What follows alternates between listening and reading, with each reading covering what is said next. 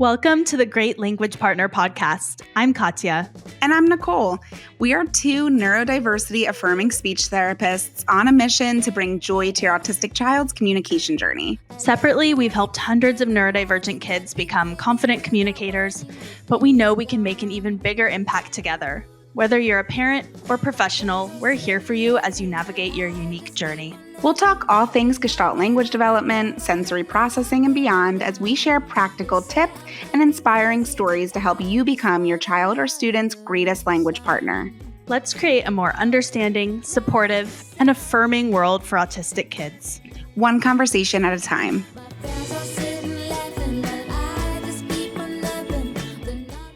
Hi, Cari. It is so exciting to have you on. I've learned so much from you.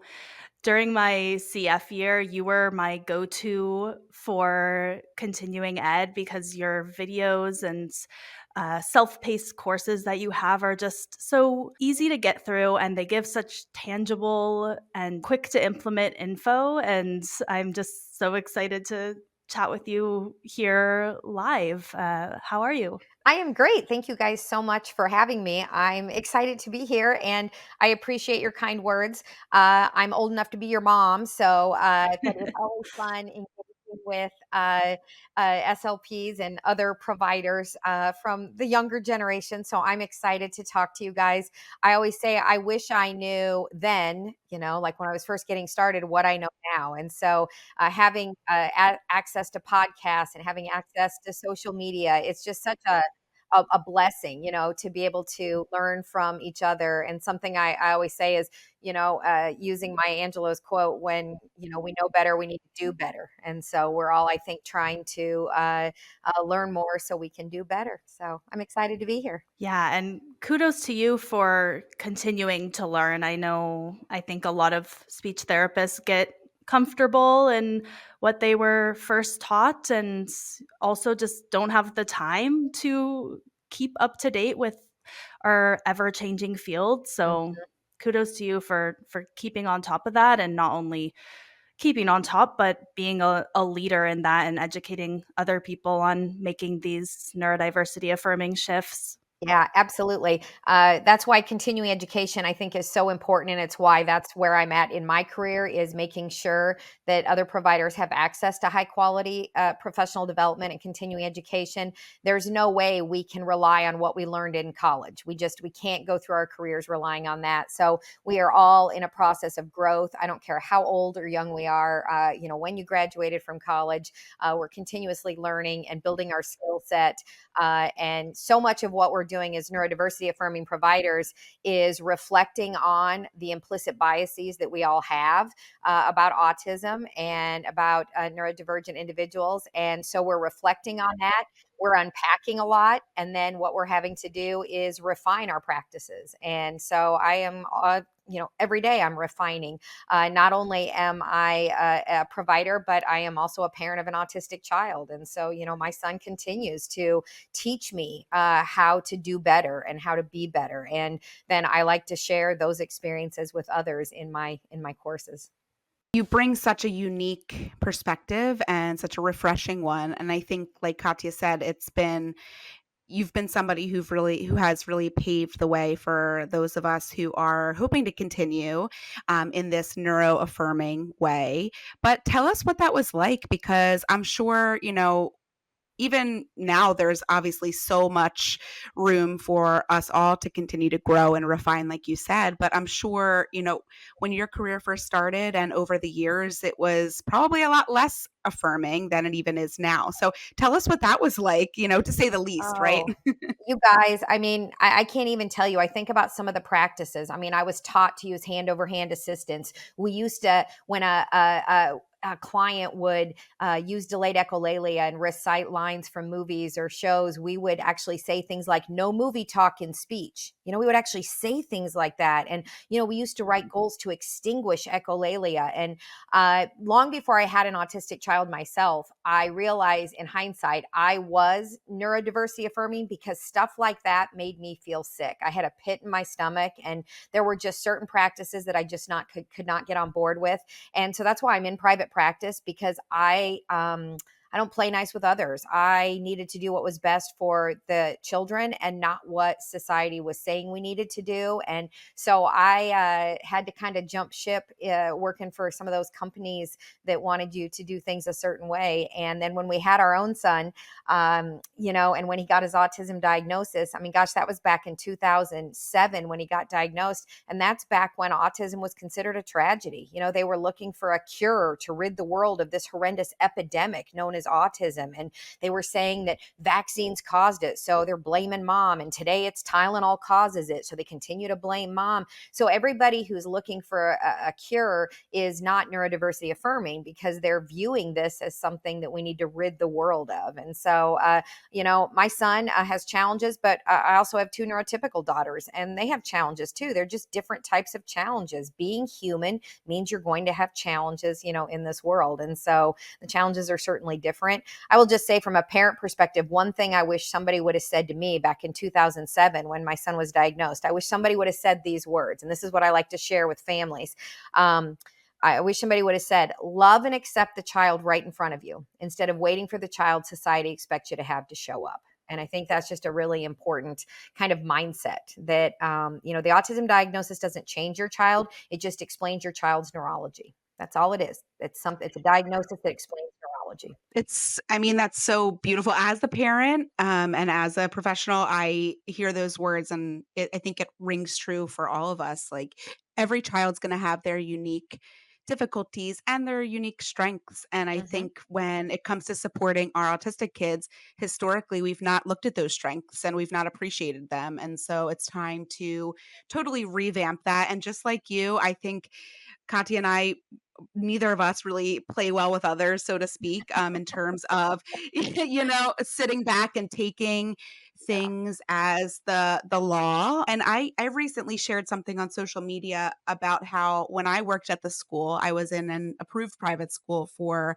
all neurodivergent kids, and I cried at least 3 times a week, at Oh, least. I mean, that's probably a low number. mhm. And I shared something yesterday that said, I didn't realize that not every adult was crying at their job all the time. But really, like you said, that pit in my stomach, that Mhm. constant feeling like I had to fight for my kids and Mhm. advocate, I was scared to leave that school because I didn't know who would come after me and who would take care of my kids. So I stayed there, way longer than was healthy for me mentally and physically, Sure. because I could not leave those kids. And so Oh, I think exactly what you described, that's why we're both in this position as well. absolutely. So Yeah, absolutely. I think shifting away from deficit driven services, that's where we're at, right? And trying to convince people who are called therapists, who are actually trained to remediate deficits, right? That's really challenging and so I've had to unpack a lot just being a speech language pathologist, the fact that pathologist is in our name, we pathologize things. And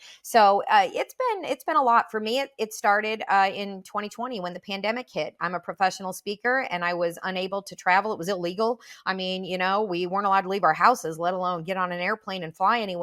And so I basically had this like sabbatical, unplanned sabbatical. And I decided, you know what? I talk a lot. I'm going to actually start listening. And I started following a whole bunch of autistic adults and adolescents on social media, and really started going to websites that were run by autistic individuals. And I was like, holy crap, like I have a lot to learn and I have a lot of changes that I need to make. And so my whole shift to neurodiversity affirming practices really started in 2020. And it's just been really, I'd say, in about the past, I don't know, 9 to 12 months that I've felt comfortable calling myself a neurodiversity affirming provider and a neurodiversity affirming parent.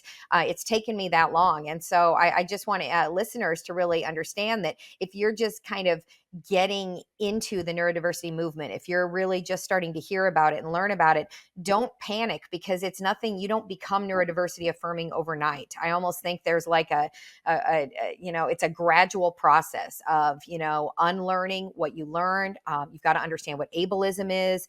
You've got to understand what neurodiversity means, and you have to be really shifting the model of disability that you're practicing under. Most of us were trained, well, we were all trained under the medical model of disability, so you have to shift away from that too. So, man, it's hard to teach an old dog new tricks. And so here we are, someone like me, I've been in the field 7 years now. And I am a completely completely different provider than I was when I first got out. And we all continue to grow and be able to meet the needs of the individuals that we serve. I love that you mentioned that you didn't feel comfortable calling yourself neurodiversity affirming until years after Mhm. diving into the neurodiversity movement. I love that because I think so many people use it as a marketing ploy, or they're well meaning and Sure. they just don't realize how deep that label of calling yourself a neurodiversity affirming therapist is. Yeah. It doesn't just mean that you're not forcing hand over Right. hand or eye contact. Hmm. Okay, I'm Hmm. not doing those bad goals. I can call myself Right. neurodiversity affirming. It's It's so bigger than much that. more than that. It is. What I really Yeah, think I and would it encourage professionals to do is to say, I am shifting toward neurodiversity affirming practices. I think if we could make it not an either or, a binary thing, you're either neurodiversity affirming or you're deficit driven. Like it's really easy. Human yes. beings love binary things, don't we? Good, bad, black, white, right? High functioning, low functioning. Everybody loves binary things. But I think that when it comes to neurodiversity affirming practices, it's important that we just understand we are shifting toward that, right? And you yourself will have to determine when you feel confident referring to yourself as neurodiversity affirming. But it has taken me years to get there. And one of the most important things, if you're neurodiversity affirming, you are amplifying the voices of the community whom you aim to serve. And so I Mhm. consider myself an allistic ally to the autism community, the autistic community. So I'm an allistic ally. Allistic just means non-autistic, right? So I am not myself autistic. I'm a parent of an autistic child. So that does give me a different perspective than a lot of other allies. But I am only here to amplify autistic voices, right? I'm not here to give you Cari Ebert's opinion about what autistic individuals need because I don't have that lived experience. So that's really important as neuroaffirming. And I think that's something that we've all probably shared at one point or another with not calling ourselves autism experts or Expert. autism Mhm. specialists because, you know, we are not ever going to be that when we're not autistic. And so I think that that's a huge distinction. And I often see people saying that they're neurodiversity affirming, but then 2 seconds later calling themselves an autism expert, and I Yeah, don't think those things really coincide because like you said, unless you are autistic, you're not gonna have that lived experience to really right, understand. right. But I love that amplifying those voices and Mhm. really listening, and I think if social media has taught me anything since, my platform has grown, it's that there are a lot of really defensive people out there, and I think that that has been so eye-opening because when you surround yourself with other professionals and parents and people that are affirming like you are, you think, "Oh Mhm. my gosh, we're all doing it. Like we're Yeah. all, we're all fighting the good fight." Then you Mhm. post something that seems like it'll be that everybody would agree with, we're not going to withhold food from an autistic Right. child, and Uh-huh. you get people crawling out of the woodwork to tell you why yes, Yep. we are. And it's Oh, always yeah. shocking. Mhm. I couldn't agree more. Yeah, I've had to grow very thick skin, that's for sure. And I'm a very sensitive person and I take things very, very personally. And so social media hasn't been the easiest thing in the world for me. And so some weeks I'm more active than others, depending on how rude people are in the comments and in my DMs. So yeah, it is. It is. It just really shows you, I guess, that there's no way we all think the same, but that when it comes to how to support autistic individuals, we really need to be listening to the community. When they say this harms us, then we need to be trauma informed and vow to do no harm when we go to work. And so I get quite a bit of pushback, but I don't know what your hill is, but this is the hill I will die on. My son's livelihood and happiness and acceptance on this planet depends on people advocating for his rights to be human. I always say my son is not an optional member of society, and there's no kind of therapy you're going to do that's going to make him neurotypical. So we need to stop making neurotypical the goal, right? Yeah. Yeah, We yeah, it's kind Amen. of Amen. yeah, right, I think I absolutely. think we're on that hill with you, for sure. Hoping to emulate all of those things that you just shared with us. But what is the goal? What should our goals be for, our neurodivergent kids? If it's not to make them appear neurotypical, which we know it's not, what are some of those things that are affirming that we could work toward? Yeah, I think one of the things that, as a speech language pathologist, that obviously is my biggest focus is always communication. And I think that one of the greatest and most important traits of a neurodiversity affirming provider or caregiver is that they honor all forms of communication. And a lot of times people will ask me, well, what does that mean exactly? What does that look like? And so I think honoring all forms of communication is really critical, because communication is a basic human right. And if listeners have never read the Communication Bill of Rights, I would highly recommend that you Google it and read the Communication Bill of Rights. Communication is not something that we should be withholding in an effort to coerce compliance. We should not be deciding how and when another individual is going to communicate. I think one of the biggest traits of what it means to honor all forms of communication, and this is easier said than done, but is not placing higher value on spoken language than on other forms of communication. And I would say that the majority of people think that the ultimate goal is to make the autistic child talk, right? And we have to really step back and analyze, what is our goal? We need to recognize that everybody develops language, but not everybody develops speech. And so our goal should never be speech related. Okay. I shouldn't say never. Early on, right, with our young autistic children, we don't write speech goals, we write communication goals. And so one of the examples I really like to share if I'm sitting in a meeting with professionals and caregivers is I explain that we all use multimodal communication, and we do it every single day. And so I like to actually get my smartphone and ask people, is there ever a time where you choose to text someone rather than call them on the phone? And of course, everybody in the room was like, well, yeah, I do that all the time. So you're choosing written communication over spoken, written language over spoken language. And is that valid? And they're all like, well, of course it's valid. Okay. But you're making that choice. Yeah, I'm making that choice. Is there ever a time when someone texts you and you reply with an emoji instead of with written words? Yes, I do that all the time. So you are choosing picture communication, over written communication. And is that valid? Well, of course that's valid. Absolutely. And did someone tell you you had to respond with an emoji, or did you make that decision yourself? Is there ever a time where you gesture to indicate, I don't know, but you don't say the words, you just gesture? Do you use facial expression to communicate frustration or to communicate joy?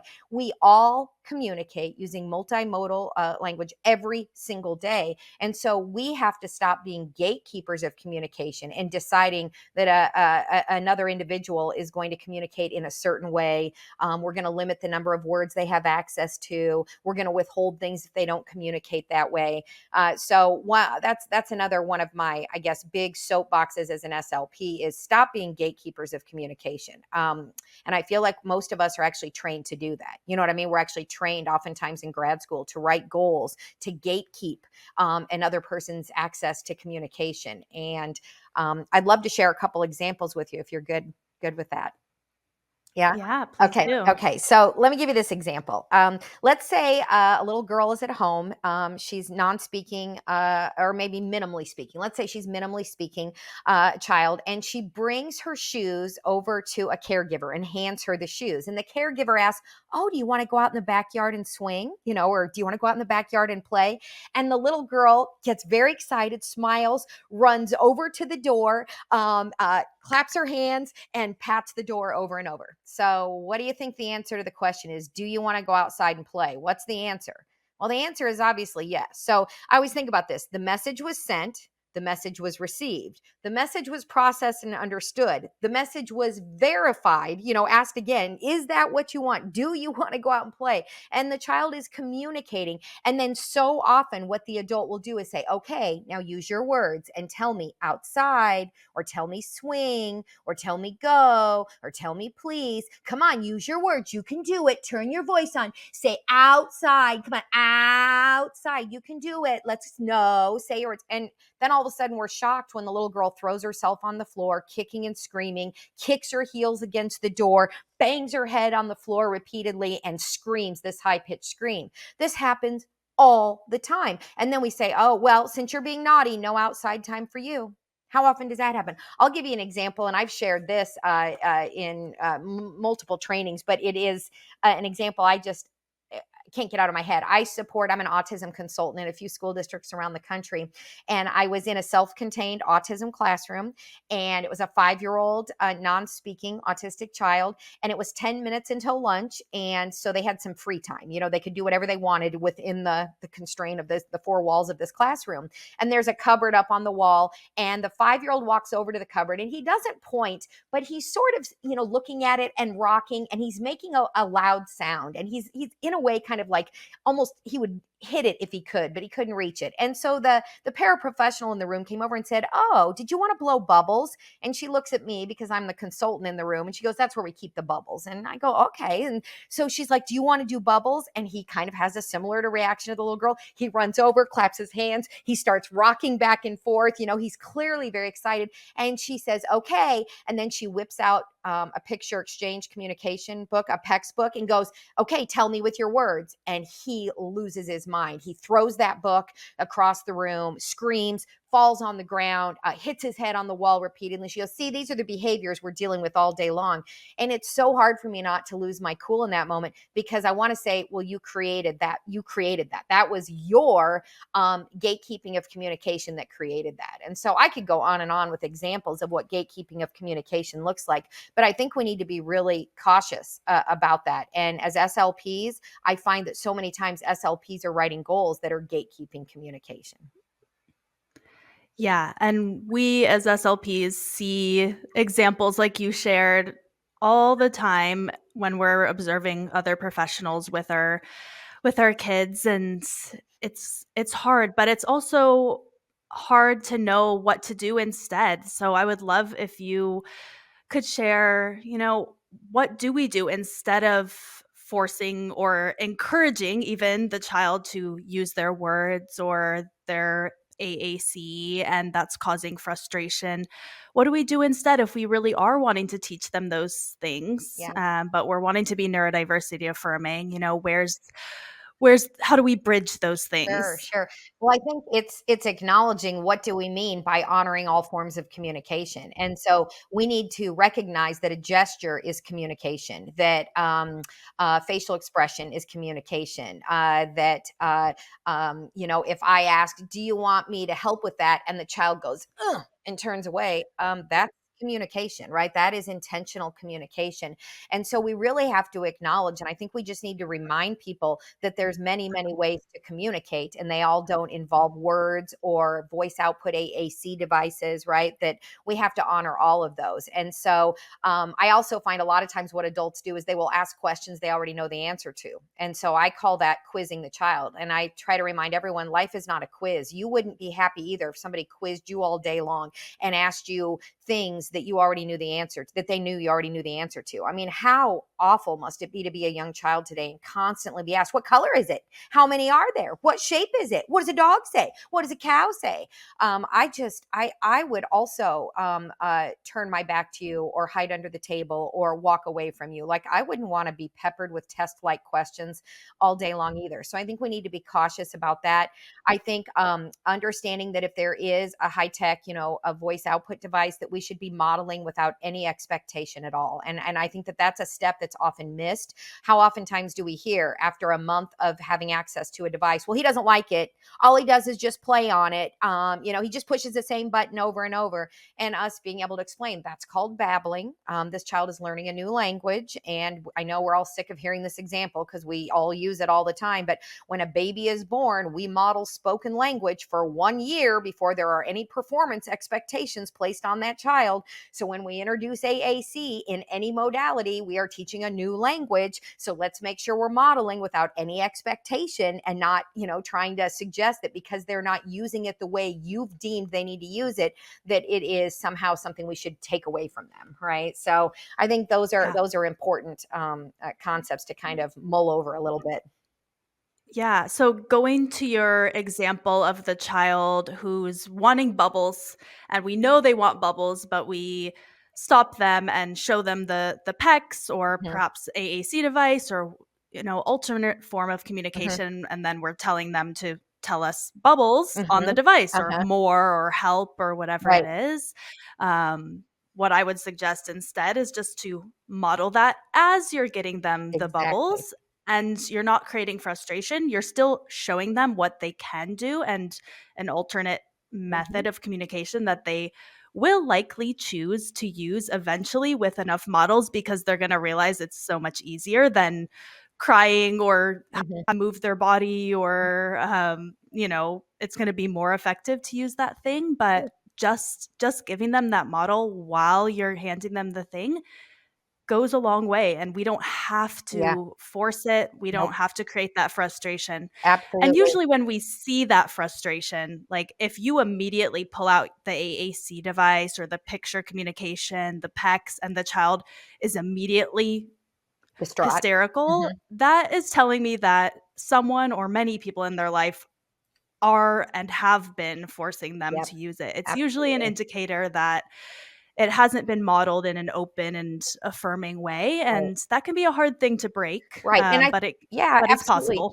And I think just even saying, modeling a nice little script for the child, I love bubbles. Let's play bubbles as you're getting the bubbles. And then the child, they're blowing bubbles. And then maybe you get the AAC device that says blowing bubbles is fun, or we love bubbles, or just bubbles. But you don't have to withhold the thing until the child communicates, right? We can like you said, model a script, model.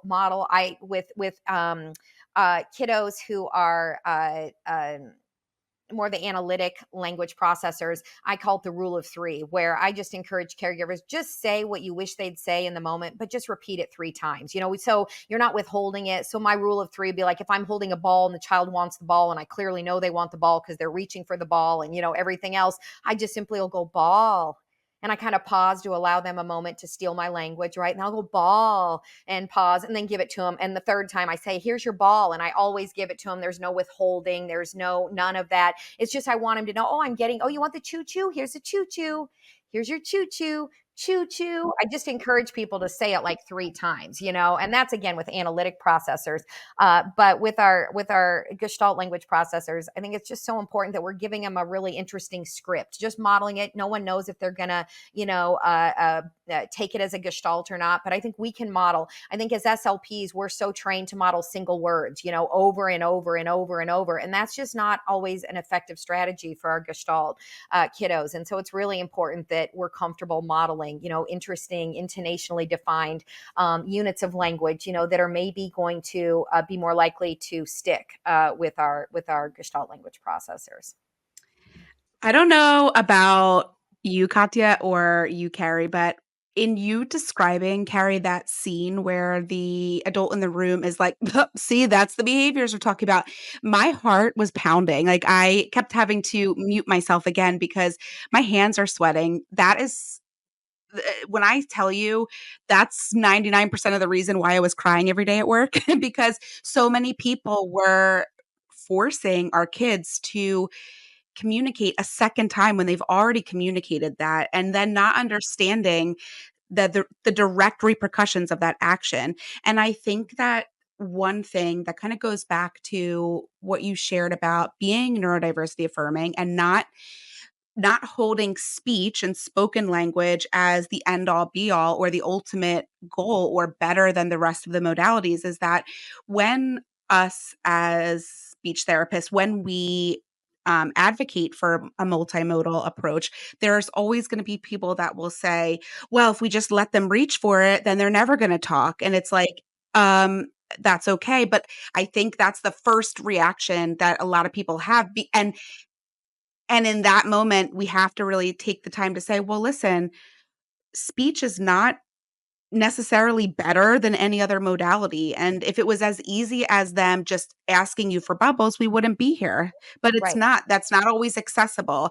So kids will use the most efficient way that they can in the moment. And so I think that that kind of all ties in with being affirming and accepting all of those modalities. And one of the things that I think that the majority of people don't understand is the brain-body disconnect in the autistic neurotype. Many autistic adults have explained that oftentimes their brain says to do something, but the motor planning to be able to perform the action is difficult because of that brain-body disconnect. And we always have to be able to explain as SLPs that speech is a fine motor skill. And in fact, speech is the most finely tuned motor act that human beings perform.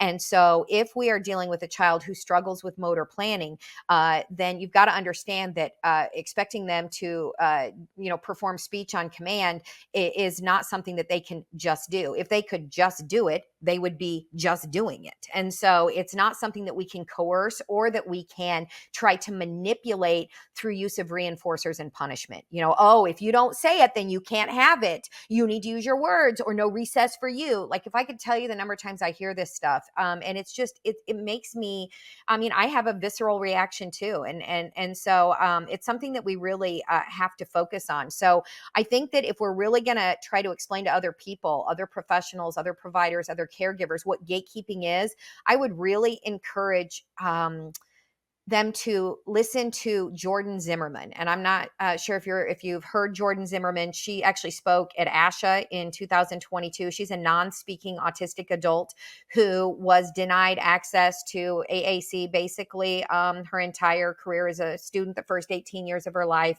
No one was presuming competence. Everyone assumed because she couldn't speak that she couldn't learn. She's currently working on her second master's degree.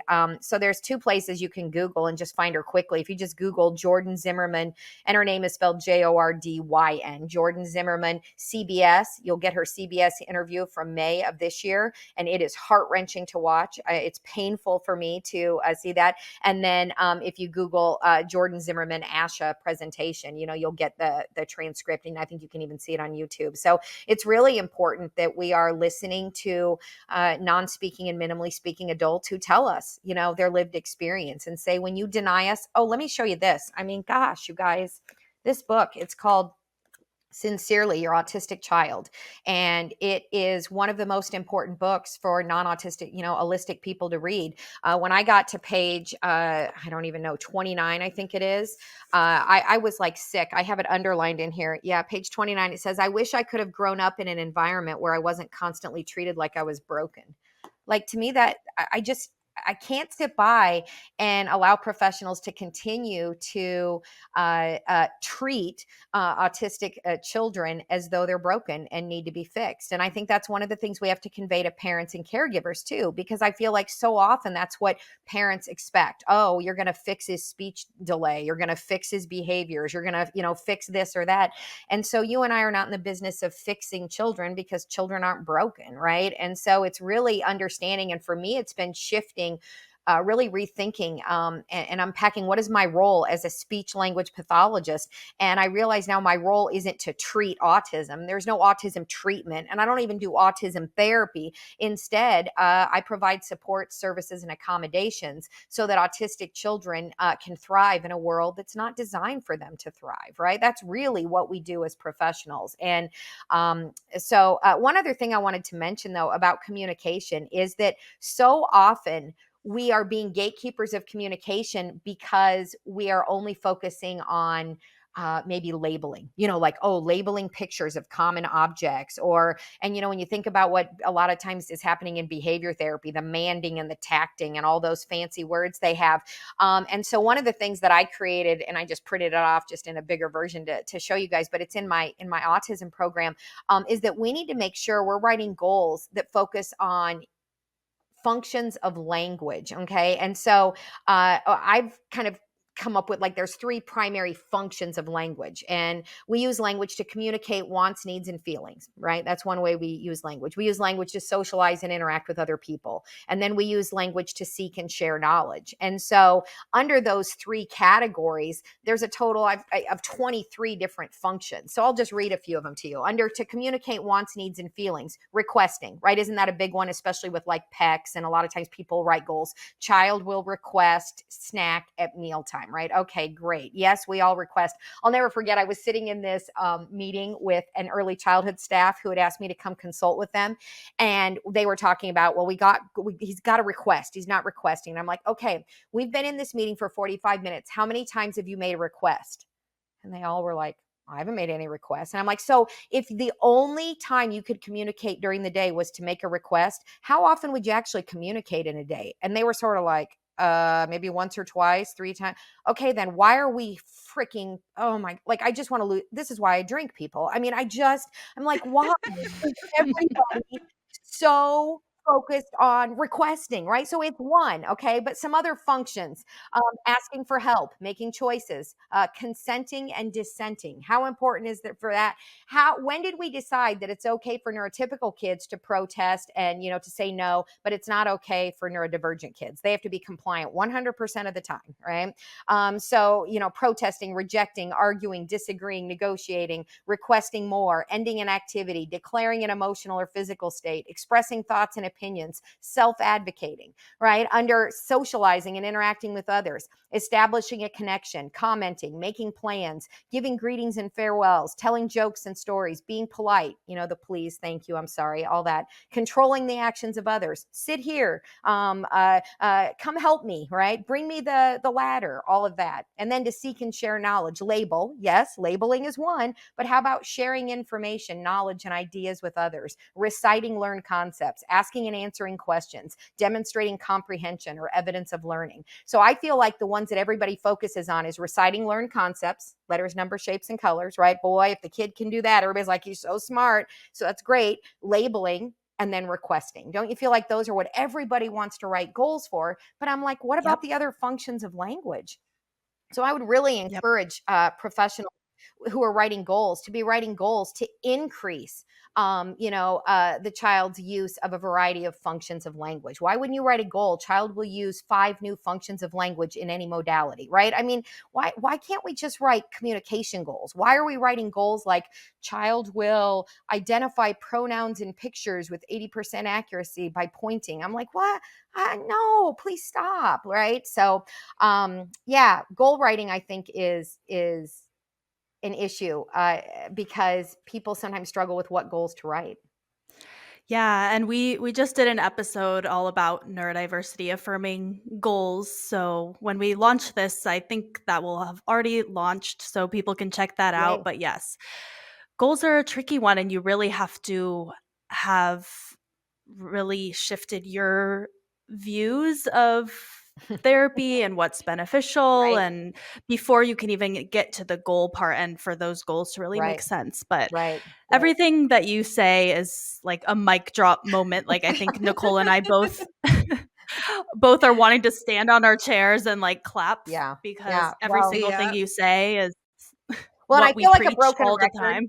because I feel like I say it on social media. I say it in all of my courses. I say it on the Yeah. podcast. Is if it's okay with you, I did write just a few goal examples. I know you've already done it. Could I Yeah. just read a few of them? Because Please. the way I like to write goals for communication is I always kind of put the accommodation in the goal itself. So, for example, Yep. given unrestricted access to multimodal communication, I always put that's the very first part. Child will comment to share interests with others during playtime, right? Or given unrestricted access to multimodal communication, child will share 2 or more details about a recent event, or will advocate for their sensory needs to improve self-regulation during arts and crafts or during hygiene activities or during mealtime. You can put whatever you want there. Will demonstrate evidence of learning during 3 different activities in the classroom or in the therapy room. Will participate in whole group learning activities by making comments and asking and answering questions. But you see, you've got to put the given unrestricted access to multimodal communication. Or if you don't like that wording, then you have to say, will communicate, comma, in any modality, comma, and then write your goal, right? In some way, shape, or form, you've got to get the fact that it's unrestricted access in there in the actual goal. And that way you're not writing 5 goals, one for they'll point to, one they'll label, one that, you know what I mean? The only time I would ever write a speech goal is if we're actually working with a child with unintelligible speech where they have a speech sound disorder. Oh, we need to get those final consonants on there, or oh, we need to get S blends. Like, by all means, run away with your speech goals. That's great. But when we're dealing with kids who do not yet have effective communication, then our goals are communication based. They're not language based or speech based, right? We write communication goals. So that's kind of something that I would just encourage listeners to really think about. The goal is communication in any modality. The goal is not speech. Right, meaning we're not forcing them to talk Right. and Right. use their words. We're allowing them to use whatever is Whatever easiest modality. for And if them speech to comes, access. we're going to support you. Absolutely. It's not saying we don't support speech or that we don't think speech is important. What we're saying is speech is not more important than other modalities, right? That's all we're saying. And I think that's a hard one for society to swallow, because we have always historically placed higher worth on people who speak, right? Given higher value to speech than other modalities. And yet, how many people in today's society are scared to make a phone call and use their speech? How many people are scared to open the front door and actually speak to someone because you don't know who they are or what they're going to want? Do you see what I'm saying? There's a lot of anxiety for neurotypical people related to having to use their mouth words. So we are going to have to, part of being neurodiversity affirming is practicing autism acceptance, is practicing acceptance of people who are wired differently, and then changing what we do. Instead of saying, oh, you're wired differently, well, we need to fix you, we need to rewire you and make you act more normal, more typical, right? No. What we're going to do is seek to understand your behaviors, and then we're going to change what we do, right? That's what Dr. Barry Prezant says in his book, right? We seek to understand, and then we change what we do. Okay. So the onus of responsibility is on us. And that's why a lot of people don't really want to practice autism acceptance, because it's hard work, because it forces you to change, right? And I was just about to say that it's almost as if, and something I teach and recommend all the time, is that the goals should be for the adults. Oh my Like, God. we should be the ones who have the goals. Like, and one of the things that I teach the parents that I support in my courses and online and just in my clinic is, if you spend the amount of effort and thought on putting goals in for yourself, and you would start to recognize that your child or student is Right. communicating. Like, we're missing the point. Like, we are missing the bigger Yeah. picture here, that our kids are communicating. We're just ignoring it. We're not tuned in enough. And so So we need I a like to goal tell, we need a that goal. says Like, adult will honor 5 different forms of communication from the child in a 2-hour period, or whatever. I mean, like exactly. over two therapy Exactly. sessions. I would love to write goals for therapists. Love it. When I talk about this with parents in my clinic, and I'll say, this week, I want you to just notice how often they are gesturing and respond to those gestures as communication, because that's what it is. They'll come back and say, I didn't even know how often they were requesting with their gestures, or how often they were, pointing things out to me, because I was so focused on having them say something or, use their device, that we completely missed out on so many opportunities to connect. Well, communication builds on connection. So noticing and then honoring those moments, that's going to be the most effective way to support communication, right? So it's like, I think we need these goals. I mean, I need goals. We all do, And that's yeah. for sure. And that's what professional development should all be about, right? And that's why, we have to, when I do a course, I give the learning outcomes. At the end of this presentation, participants will be able to, right? Those are your goals. And sometimes we need to ourselves think, at the end of this therapy session, Cari will be able to, you know what I mean? Recognize 3 different forms of communication from the child. Cari will be able to provide heavy work prior to seated tasks to increase engagement, or attention. Like, sometimes I think we need to reframe the goals and go, gosh, maybe this needs to be a goal for us. So yeah, that's a really cool idea, actually.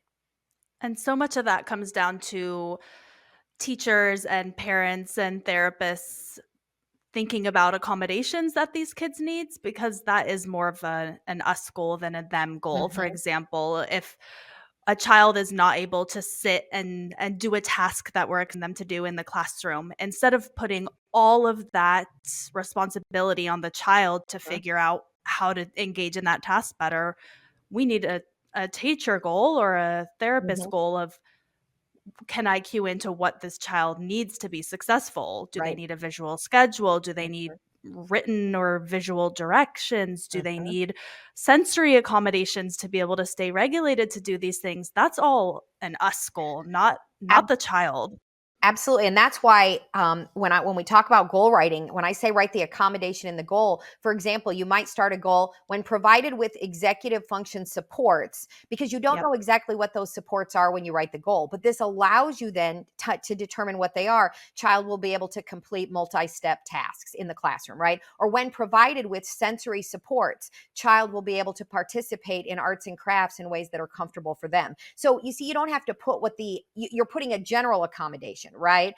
When provided with, whether it's executive function, visual support, sensory supports, unrestricted access to multimodal communication. Those are the main ones that I tend to put in goals, because what that allows me then to do is to then figure out and identify what the individual supports look like for this child. But that way you understand, I think what we were all trained to do was independently, that they'll do something with 80% accuracy, then 90% accuracy, then with 100% accuracy. We got to move away from that, people. I mean, that is not the goal. If we're dealing with a child with a disability, the goal is not necessarily independence. Yes, the child will continue to gain more autonomy and all of that as they grow and their nervous system matures and their motor planning skills mature and all of that. But we shouldn't be writing goals for a mastery at 100% or 90%. We should be understanding that our goal is to figure out what the accommodation is so that the child can participate in ways that are comfortable for them, right? And so it shifts the way we write our goals. It shifts everything. When you write meaningful goals, then you can do my favorite thing in the world, which is teach meaningful skills in meaningful ways. And I say that a lot on social media. We need to stop writing goals that teach isolated language concepts out of context, right? I'm so over goals like that, because yes, you can measure progress and you look at it and go, look, they were at 12% and now they're at 84%. But who cares? Who cares if they can do this isolated language skill out of context? If they have this, kind of the ability to recite or to label, doesn't mean they have any communication skills, doesn't mean they have any social communication skills. And so instead, we want to write goals about how are they going to achieve this, with what accommodation, right? That is what we're there to provide. We're not there to fix their deficits. That's the deficit driven model. And so many so-called neurodiversity affirming providers are still working under the medical model of disability. And that's where, I think they're calling themselves affirming, but their goal writing and their therapy strategies are not affirming. So yeah, we all have work to do. I yeah, I was just clapping in the background. Hopefully the mic didn't pick up on that, but sometimes when our guests are speaking and my mind is just like expanding by the second and I'm getting all these ideas that I can't wait to go and implement, I'll jot down some notes. And I wrote one word down during this conversation and it's dismantle. So I feel like we have our work Oh cut my out for God. us. That was just the only thought I said. We got to dismantle the whole Okay, system. you know what I I'm love? feeling very much I invigorated. love it. I know it's not even close to the new year yet, but as we start rolling into fall, for me that means like the holidays, and the holidays always mean the new year. And I always try to come up with, I think a lot of people do this, what's your word of the year? Our word for 2025, dismantle. How great is that? Yeah, way to go, Nicole. I love it. That is like, I mean, it's literally scribbled down dismantle, that is the one thing that I think is the overarching thing, is that we all have to dismantle our own ableist views, recognize them when they're happening. Even for us, we're very much affirming, but there are still things that are so deeply ingrained that we've done for our whole careers. Yep. That's not gonna go away overnight. So And let's be clear, those are implicit biases. There's a big difference between implicit biases and explicit biases. So implicit biases means you don't even realize you're doing it. Do you know what I mean? Like there's a lot of implicit bias I carry just simply because I'm a white American. Do you know what I mean? So a lot of that, like I have to unpack a lot of that too, right? I don't even recognize some of the privilege that I have.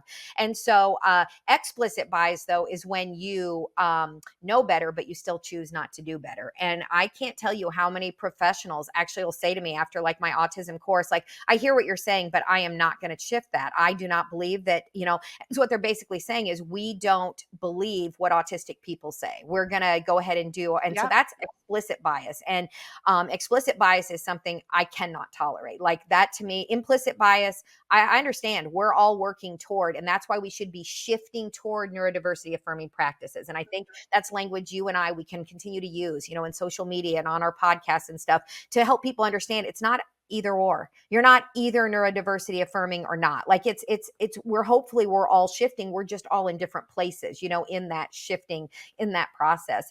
But the explicit biases that some people have, I get concerned because they're going to be, well, let me tell you where there's some explicit bias, I think, or let's hope it's still implicit. But what are our new SLPs learning in grad school right now? Do you know what I mean? Are the professors neurodiversity affirming? Like, that's what I'm really concerned about, because if you and I do all this work for existing SLPs, for existing OTs, for existing providers that are already out working, that's great. But what about this new group that graduates in May and they come into the field? What are they coming? What kind of biases are they coming in with? Because it really stinks if you pay all that money to go to school and then come out and go, wait, they taught me wrong. You know what I mean? They're still teaching medical model of disability. So I'm really concerned about that. So, trying to figure out, how do we get into academia? You know what I mean? How do we get neurodiversity affirming practices? I just presented for the University of Oregon. I did a webinar this week, and I hope it makes an impact. I speak at hospitals, big hospitals, and trying to work your way into a hospital. Do you understand? The medical model is what they run under. Do you know what I mean? So when you come in as neurodiversity affirming and try to upend the therapy programs in a hospital setting, their minds are so blown, they can't hardly even see straight when they leave, my autism training. But yet the hospitals keep bringing me out. So clearly there's, you know what I mean? We're going to continue to see a shift. I don't know how long it's going to take, and this is we just keep fighting the good fight. That's all you and I can do. Yeah, and I think depending on when you do get out of graduate school, depending on who your supervisor is, I've had Oh, many people reach out and say, I want to do things the way that you and others are sharing, but my supervisor is right. insisting that I do hand over hand, or insisting that the child's not ready for high tech AAC. And so there's a lot in our field and in many of the related fields of that kind of seniority that comes into play, where our supervisors, it's the luck of the draw of who you get, Right, and that's right. not I that's think not always the easiest. I think one thing that we need to encourage young clinicians to be able to do is to actually just ask, are you familiar with neurodiversity affirming practices? And you know what I mean? Just ask it as an open-ended question and just see what their supervisor or their professor or whoever says, what they say about that. Because I think some people are in such a bubble, if they're not on social media, that there are probably some professionals who have never heard of neurodiversity affirming practices. So, why would they know to change if they've never heard of it? And so if they go, no, well, I mean, I've kind of heard of it, but I don't know. I think it's just this new wave thing. You'll hear, that kind of stuff.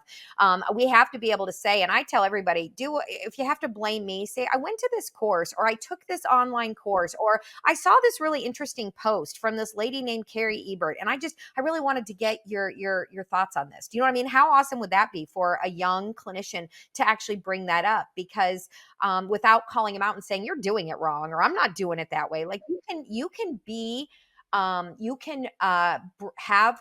important yet difficult conversations without being mean, without being rude, without being disrespectful. And I think that that's what we need to encourage the younger generations to do, is to be able to ask, this book, I mean, I'm telling you what, if you guys don't have this book, it's $16 on Amazon, Wonderfully Wired Brains, an introduction to the world of neurodiversity. It's a kid's book, but it explains neurodiversity in ways that every human being can understand. These are the kind of things that I wish we could just hand out. You know what I mean? Like, somebody wants to know. I mean, you and I and Mrs. Speech EP and everybody on the planet makes handouts, but do we carry them with us so we can hand them to a pediatrician when they ask, so we can hand them to the mailman when they ask? You know what I mean? Like, I mean, sometimes we It's just so need to have true. them, in our back pocket. Sometimes people say to me, I'll do a social media post, and they're like, I wish you had handouts on this. And I'm like, I do, but I don't, the world doesn't revolve around handouts. You know what I mean? Like, so figuring out how can we empower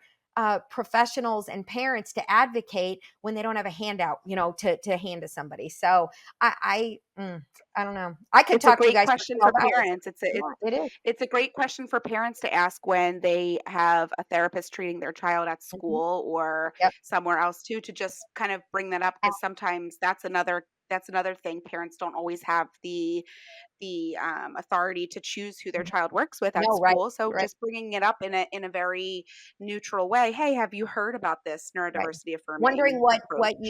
how What's you're, your or take even on it? asking something a little more leading. I'm wondering how you're incorporating neurodiversity affirming practices into my child's therapy sessions. That's what I'd be asking. It's so funny since I have a child with an IEP. Sometimes I'll bring that up, and I see the looks on people's faces, and I go, I know you're thinking, thank God that lady isn't on my caseload. And I'm like, I always joke and say, I'm really grateful for everything, providers have done for my son over the years, but I also know what is appropriate and what is not. You know what I mean? And so just being able to ask, I would love to know how you're incorporating, neurodiversity affirming practices, and see. And if they go, well, we don't do that in school, or we don't do that in this clinic, or that's not a real thing, or that's not evidence-based, then, you and I, and other neurodiversity affirming providers need to be able to support them through advocacy, and help others understand that it is evidence-based. The evidence-based triangle includes client perspectives. And so anybody who says neurodiversity affirming practices are not evidence-based, and I have in my autism course, I have so much research from 2023 and 2024. I mean, the peer-reviewed journal articles are coming out in droves on neurodiversity affirming practices. So we're done suggesting that it's not evidence-based, right? Hopefully nobody's using that argument anymore. Well, Cari, this has been so fun, and I know our listeners are going to want to hear more from you. Where can they find you, and Sure. what do you have to offer? Sure. The easiest is to go to my website, which is just cariebert.com. And my first name is spelled kind of weird, just Cari. So cariebert.com. I do have my Learning to Learn program, which is a book that I wrote during the pandemic. I've updated it several times because I continue to grow. And there were some things in the beginning that I now am appalled at, so it's nice to be able to go in and make those edits as I continue to grow as well. You can follow me on social media. I'm most active on Instagram, Cari Ebert Seminars on Instagram, and it does cross post to Facebook. I'm on LinkedIn, just figuring that one out. I don't know. Social media takes time, and the time is the one thing I don't have a lot of. I have a ton of self-study courses. They're ASHA approved. So if you're an SLP and you need ASHA CEUs, you can go to my website and go to self-study courses. And I have a whole range of topics related to sensory and challenging behaviors and apraxia of speech. And of course, my autism and neurodiversity course is by far my most popular course. I have play-based learning courses, and I can just go on and on. So I appreciate you guys, and thank you so much for all you're doing.